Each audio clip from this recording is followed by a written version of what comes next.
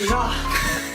行こうよこれ。この感じがいいね、ロケーションっていうかこの確かにね。風の入り方窓開いてるから空気入ってくるんだけど、ちょっと東京と違うわけよ。これもしかしてエアコンかも。間違いない。それなんかナチュラルに間違えた間違えました。で俺なんか僕ボケてんのかなと思っいや俺島の空気なんかめっちゃうまいなと思ったけど、音聞いたらてそれダイキンの風です大気の風がうまかったらびっくりあまりにもこのエアコンの風が良かったんで、ちょっと島と勘違いしちゃいましたね。さあボケたんかと思って突っ込んでいいかどうかわからなかった今ちょっとまあしばらくベッドでゆっくりしながら待ちたいと思います。